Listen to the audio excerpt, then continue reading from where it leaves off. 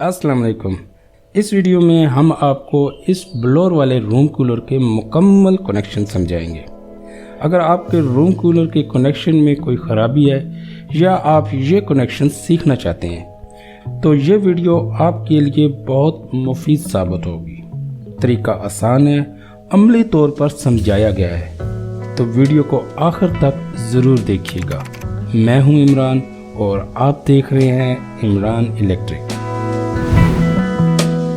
तो वीडियो का आगाज़ करते हैं। इस कूलर को ब्लोअर एयर रूम कूलर इसलिए कहा जाता है कि इसमें आम कूलर या पंखे की तरह ब्लेड या पर नहीं लगे होते। इसकी जगह एक ख़ास किस्म का ब्लोअर लगा होता है जो कि हवा को ज़्यादा प्रेशर के साथ बाहर निकालता है, इसलिए इसे ब्लोअर रूम कूलर कहा जाता है। इसके अलावा ये इसकी ग्रिल वाली मोटर है जो इन ग्रिलों को हरकत देती है।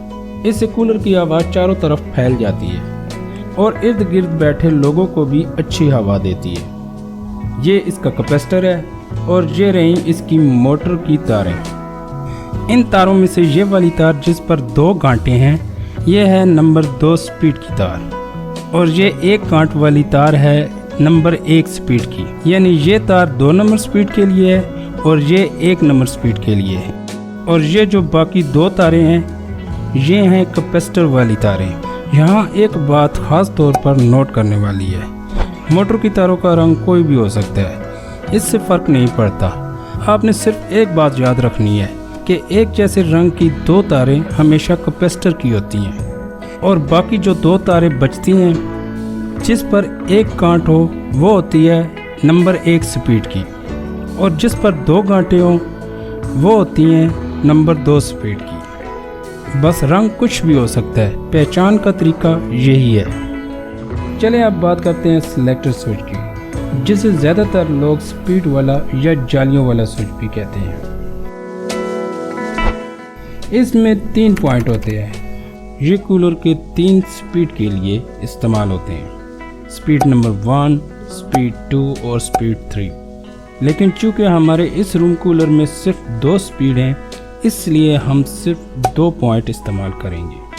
1 पॉइंट ऑफ के लिए रखेंगे और बाकी के 2 पॉइंट को कनेक्शन देंगे और 1 पॉइंट 220 वोल्ट की मेन सप्लाई के लिए होता है।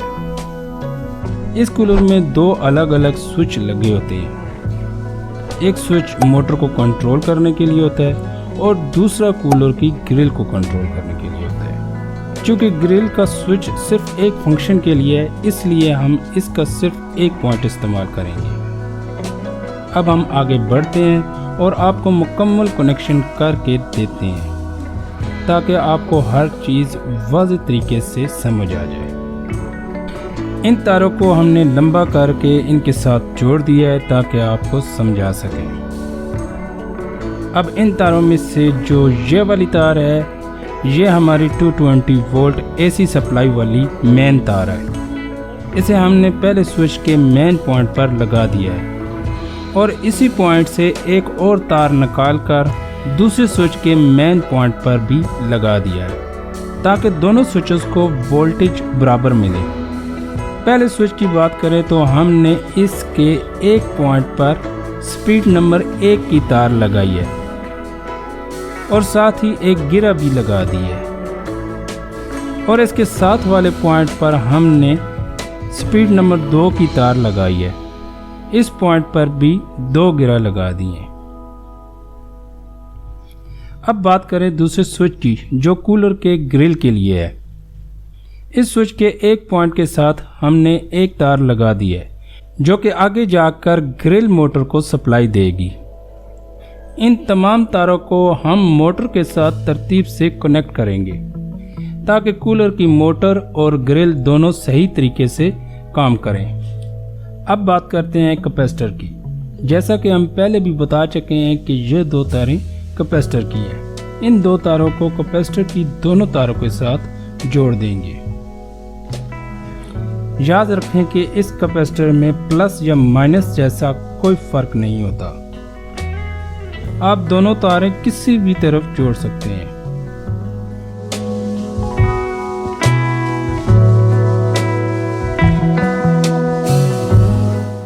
अब हम मोटर के कनेक्शन की तरफ आते हैं।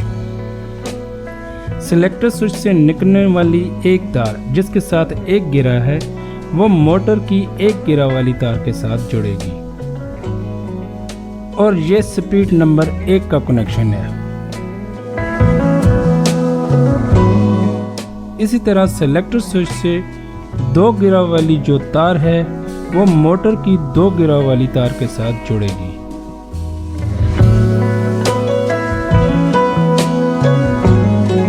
अब हम आते हैं दूसरे सिलेक्टर स्विच की तरफ जो सिर्फ ग्रिल मोटर को कंट्रोल करता है। इस स्विच से निकलने वाली तार को ग्रिल वाली मोटर की किसी भी तार के साथ जोड़ देंगे।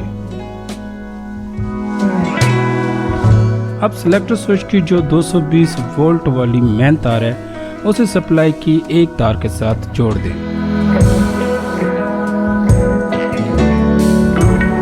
इसके बाद ग्रिल वाली मोटर की जो दूसरी तार बची थी उसे कैपेसिटर की उस तार से जोड़ दें जो 220 वोल्ट की दूसरी सप्लाई वाली तार से जुड़ने वाली है। अब जब ग्रिल मोटर की तारें भी जुड़ गईं तो इन दोनों को 220 वोल्ट की दूसरी मेन लाइन से मिला दें।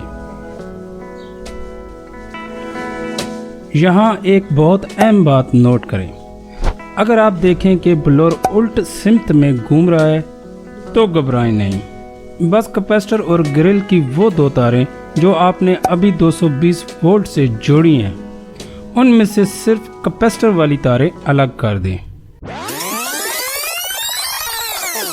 और उसकी जगह कैपेसिटर की दूसरी तारों को मिला दें, यानी सिर्फ तारों की जगह को बदलें और बस। इससे ब्लोअर के घूमने की सिमत तब्दील हो जाएगी और मसला हल हो जाएगा। बस ये थे ब्लोअर एयर रूम कूलर के मुकम्मल कनेक्शन। अब अगर आप पेडेस्टल फैन के मुकम्मल कनेक्शन भी सीखना चाहते हैं तो नीचे दी गई इस वीडियो को ज़रूर देखें। वीडियो पसंद आए तो लाइक ज़रूर करें और चैनल इमरान इलेक्ट्रिक को सब्सक्राइब भी ज़रूर करें। शुक्रिया।